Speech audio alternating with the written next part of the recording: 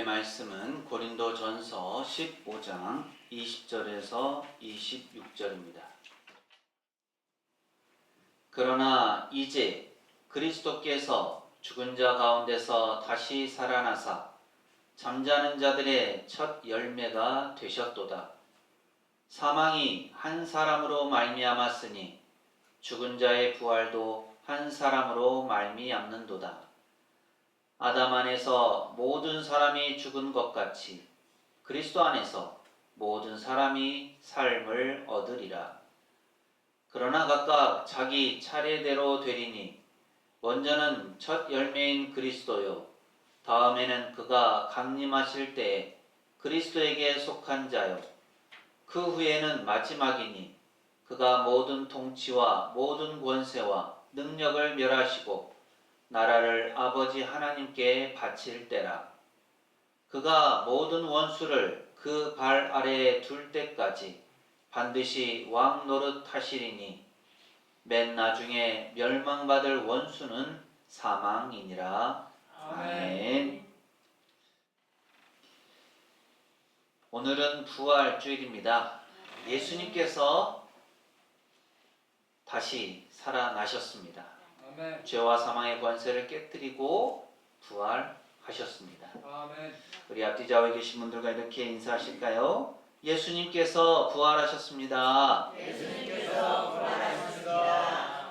한 번 더 하실까요? 부활의 기쁜 소식을 전합시다. 부활의 기쁜 소식을 전합시다.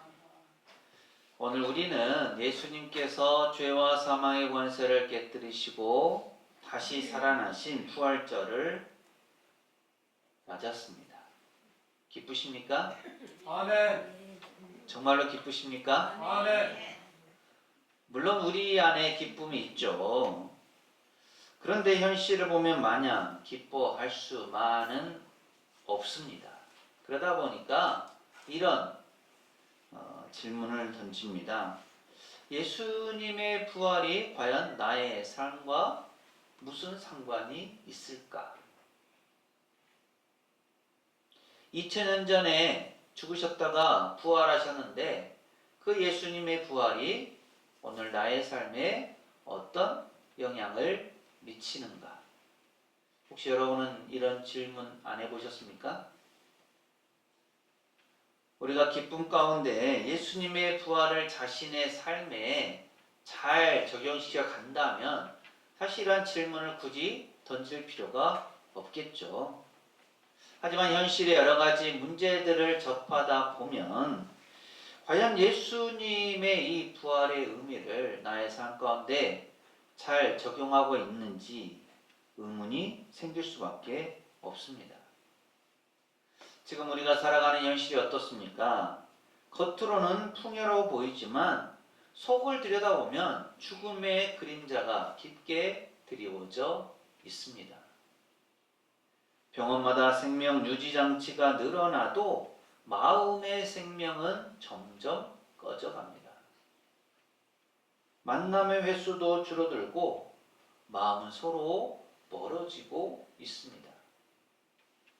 이 세상의 삶은 조금 더 길어지지만 그 안에서 인생에서의 기쁨은 짧아지고 있습니다. 요즘 뉴스를 봐도 그렇죠. 끊임없는 전쟁의 소식, 그로 인해서 걱정과 근심이 앞서고 갈등과 다툼, 대립의 소식이 계속 들려옵니다.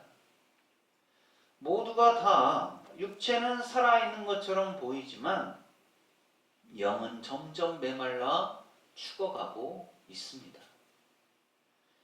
교회 안에서도 그런 경우가 있어요. 우리가 예배를 드리고 하나님께 찬양을 드리면서도 어떤 때는 이런 생각이 듭니다. 내가 정말 하나님께 바르게 예배하고 있는 걸까?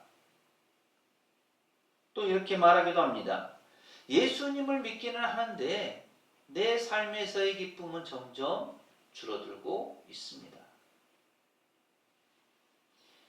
교회 안에서 서로에게 믿음의 언어를 말하지만 실제로는 생기가 없는 믿음, 냉랭한 사랑, 식어버린 헌신 속에서 살아갑니다. 그래서 부활절의 질문은 단순히 예수님께서 살아나셨는가에 맞춰져서는 안 됩니다. 그 부활의 능력이 지금 나의 삶 안에서 역사하고 있는가가 되어야 합니다. 오늘 우리의 부활절은 어떻습니까? 예수님께서 다시 살아나셨다고 하는 해마다 반복되는 일상적인 기념일입니까? 아니면 예수님의 부활이 나의 삶 속에서 새 생명을 시작하는, 그렇게 우리의 삶을 변화시키는 날입니까? 우리가 오늘 살펴볼 말씀이 담긴 고린도전서 15장은 성경 전체에서 부활에 관해서 가장 풍성하게 다루는 장입니다. 그 당시 고린도는 부유한 항구 도시였고 사람들의 사고방식은 헬라 철학의 영향을 깊이 받았습니다. 헬라 철학은 육체를 나약하게 보고 영혼만이 불멸한다고 가르쳤습니다.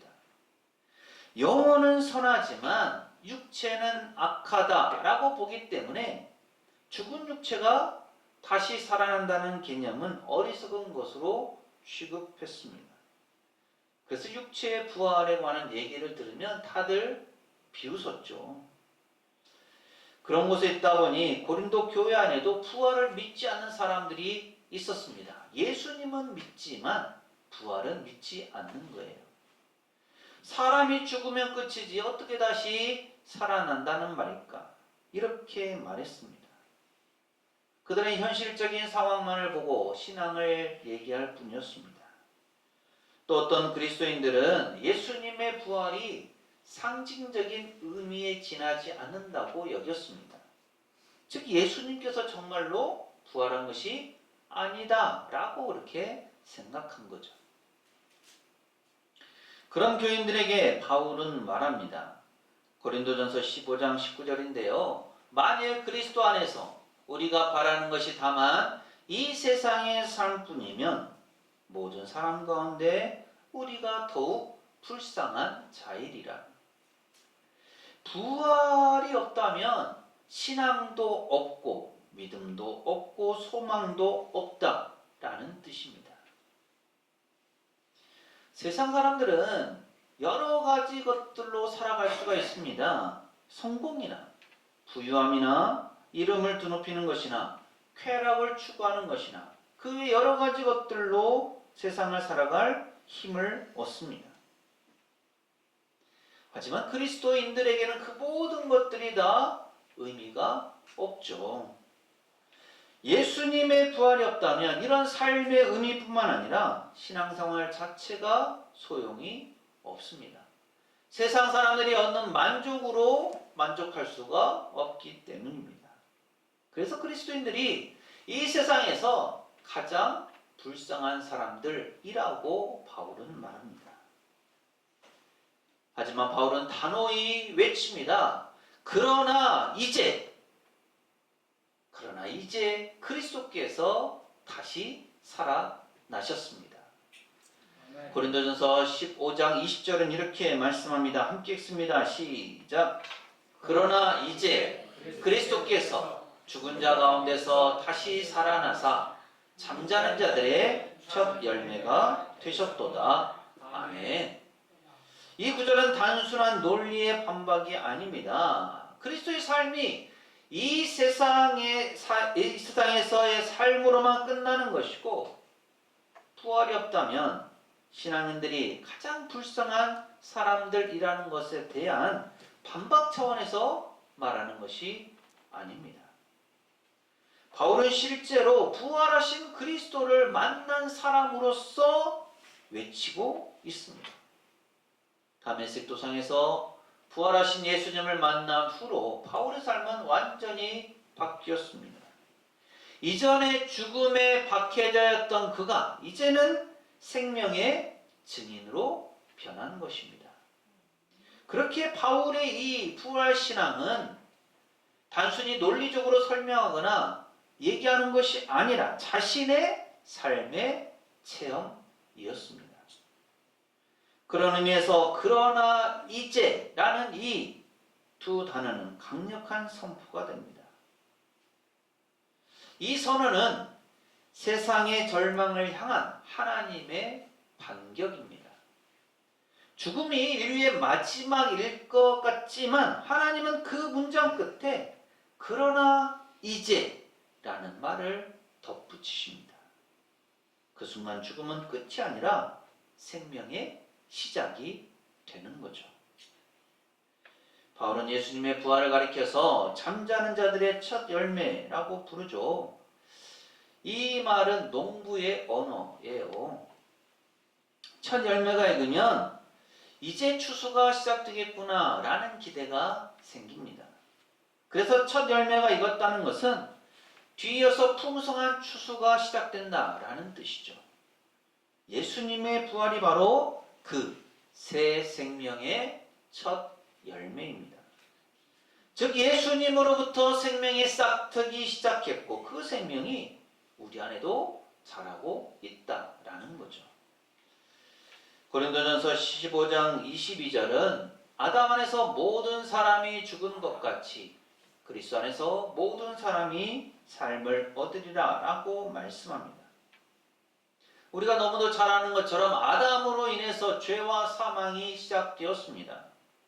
단지 한 사람의 죽음이 아니라 아담으로 인해서 모든 사람이 죽음을 맞게 되었습니다.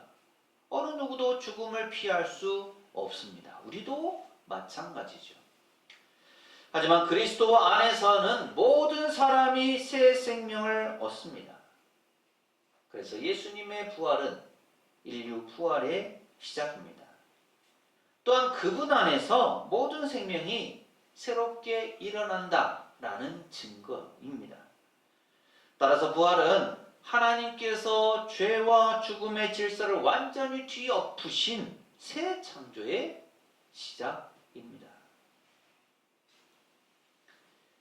그리스도의 부활은 단순한 기적이 아닙니다. 그분 안에서 새 인류가 시작되는 사건, 새 생명이 태어난 역사입니다. 그래서 부활은 끝이 아니라 시작입니다. 또 부활은 마침표가 아니라 느낌표입니다. 우리도 아담 안에서의 인간으로 살면 죽음이라는 결과를 얻지만 그리스도 안에 접붙인 사람은 그분의 생명에 참여하게 됩니다. 그래서 부활은 단순히 죽은 뒤에 천국으로 가는 믿음이 아니라 지금 그리스도 안에서 사는 삶의 현실적 고백입니다.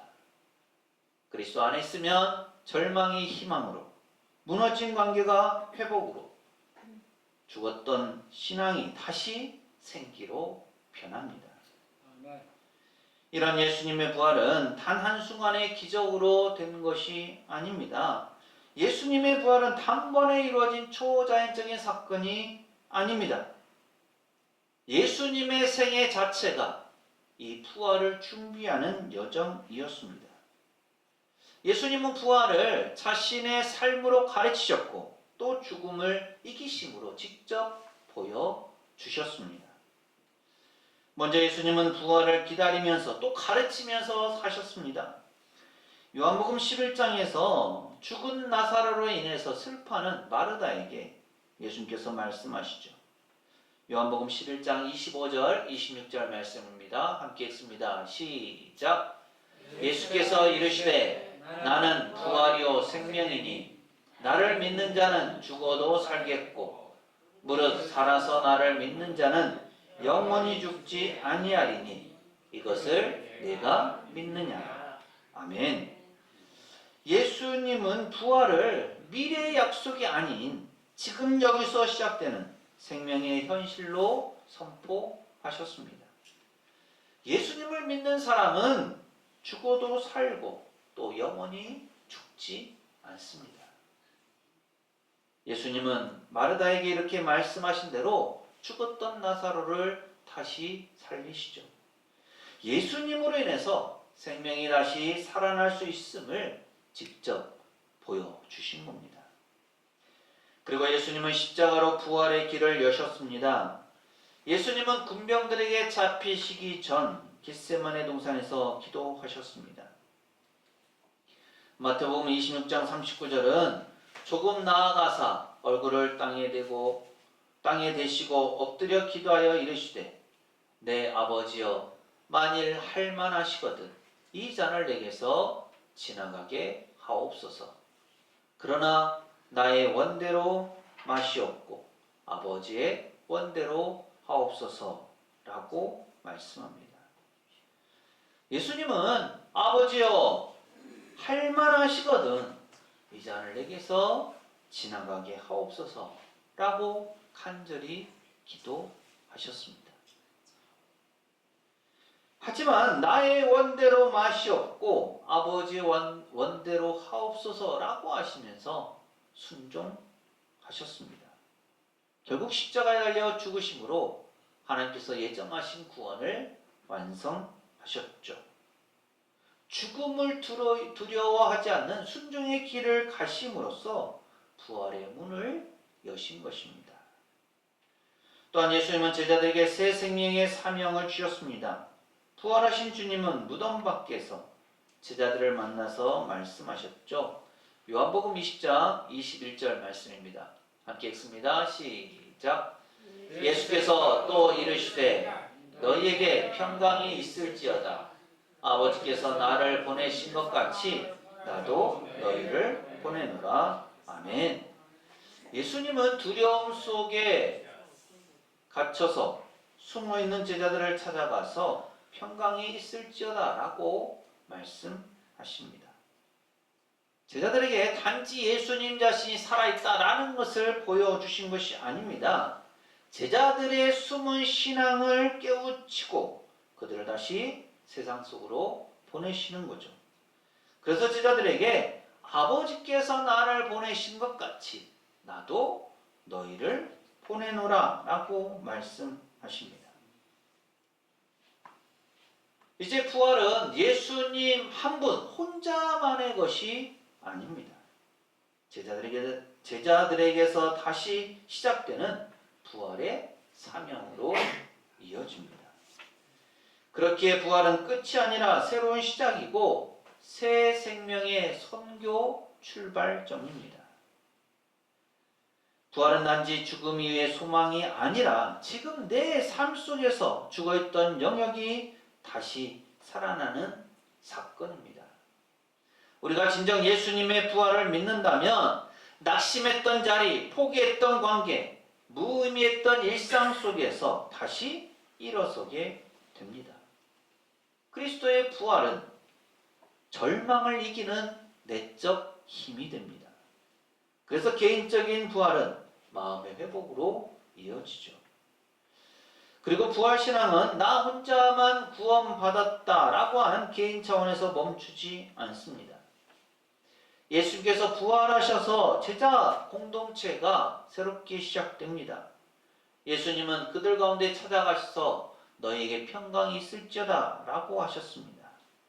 그 이후에 두려움 가운데 떨던 제자들의 삶이 성령의 불로 다시 새롭게 세워졌습니다. 그래서 공동체적 부활은 사랑의 회복으로 이어집니다. 공동체 안에서 미워하는 마음을 녹이고 깨어진 관계를 다시 잇는 화해의 능력이 교회 공동체 안에서 살아나게 되죠. 또한 예수님은 제자들에게 사명을 주셨습니다. 사도행전 1장 8절은 이렇게 말씀합니다. 함께 읽습니다. 시작. 오직 성령이 너희에게 임하시면 너희가 권능을 받고 예루살렘과 온 유대와 사마리아와 땅끝까지 이르러 내 증인이 되리라 하시니라. 아멘. 예수님은 우리를 예수님 부활의 증인으로 세우십니다. 그래서 부활의 교회는 세상 속에서 생명을 전하는 공동체입니다. 부활의 교회는 세상의 어둠 속에서도 빛을 비추는 공동체입니다. 그렇게 세상이 절망할 때 우리는 희망을 말할 수 있습니다. 세상이 증오를 말할 때 우리는 용서를 말할 수 있습니다. 이것이 바로 오늘 우리 교회에게 주어진 부활의 사명입니다. 아멘. 오늘 이 시간 자기 자신을 돌아보십시오. 혹시 내 안에 잠들어 있거나 죽어있는 부부는 없습니까? 그동안 기도의 열정이 식고 말씀에 대한 감동이 사라지고 사랑이 계산되고 헌신이 의무가 되어버렸다면 거기에는 죽음의 냄새가 있을 뿐입니다. 하지만 오늘 부활주일은 다릅니다. 오늘은 새 생명이 시작되는 날입니다. 마음의 무덤을 열고 그 자리에 예수님의 생명이 심겨지는 날입니다. 부활은 단순히 예수님께서 살아나셨다가 아닙니다. 예수님 안에서 나도 살아나는 역사입니다. 예수님께서 나의 절망을 깨뜨리시고 내 죽은 믿음에 생명을 풀어 넣으시는 사건입니다. 사랑하는 새성교회 교우 여러분, 기억하십시오. 죽음이 아무리 커 보여도 하나님은 오늘도 우리에게 말씀하십니다. 그러나 이제 아무리 힘든 현실이라도 아무리 눈물이 많아도 아무리 실패가 반복돼도 그러나 이제 그리스도께서 다시 살아나셨습니다. 아멘. 오늘 고린도전서 15장은 이렇게 마무리합니다. 새한글 성경인데요. 고린도전서 15장 55절부터 58절입니다. 어디 있느냐 죽음아 너의 승리가, 어디 있느냐 죽음아 너의 독침이. 죽음의 독침은 죄요, 죄의 권세는 율법입니다. 하나님 곧 우리 주 예수 그리스도를 통해서 우리에게 승리를 주시는 분께 감사를 드립니다. 그러므로 사랑하는 나의 형제자매 여러분, 굳건하게 서서 꿈쩍도 하지 말고 주님의 일을 언제나 더 많이 하도록 하십시오. 여러분이 아시다시피 주님 안에서 여러분의 노력은 헛되지 않습니다. 하나님께서 예수님의 부활을 통해 우리에게 승리를 주셨습니다. 죄와 사망을 이길 수 있게 되었습니다. 죄와 사망의 권세가 다시 우리를 짓누르지 못합니다. 그러므로 우리는 굳건히 서서 꿈쩍도 하지 말고 주님의 일에 더욱 힘써야 합니다. 아멘. 예배와 기도, 찬양, 봉헌, 헌신, 복음 전하는 이 모든 일들에 최선을 다해야 합니다. 아멘. 주님 안에서 우리의 그런 노력은 헛되지 않습니다. 아멘. 오늘 부활주일 예수님의 부활이 우리 모두의 삶 속에 새롭게 시작되기를 바랍니다. 아멘. 멈췄던 믿음이 다시 뛰고 식었던 사랑이 다시 뜨거워지고 잃어버렸던 소망이 다시 일어나는 새 생명의 역사, 그날이 바로 오늘 예수님께서 부활하신 날입니다. 아멘. 우리 다시 한번 이렇게 얘기해 볼까요? 할렐루야, 그리스도께서 부활하셨습니다. 할렐루야. 그리스도께서 부활하셨습니다. 한 번 더 하시죠. 예수님의 부활 안에서 우리의 새 생명이 시작되었습니다. 예수님의 부활 안에서 새 생명이 시작되었습니다. 기도합니다. 생명의 주관자 되시는 하나님, 오늘 저희에게 부활의 기쁜 소식을 들려주시니 감사드립니다. 아멘. 아담 안에 갇혀 죽어야 했던 저희를 예수 그리스도 안에서 다시 살려주심을 감사드립니다. 아멘. 이제 저희가 죄와 죽음의 권세 아래 눌려 살지 않게 하시고 부활의 첫 열매 되신 예수님을 따라 매일의 삶 속에서 새 생명의 풍성함을 누리게 하옵소서. 아멘. 저희를 절망의 무덤에서 일으켜 세우신 예수님의 이름으로 기도합니다. 아멘. 예수님께서 부활하심으로 새 생명이 시작되었습니다. 그로 인해 새 생명을 얻은 우리가 새 생명의 열매를 맺는 것이 하나님의 뜻입니다. 사랑하는 새성교회 교우 여러분, 이 말씀을 가슴에 새기고 세상으로 나가십시오. 하나님께서 우리와 함께 하십니다.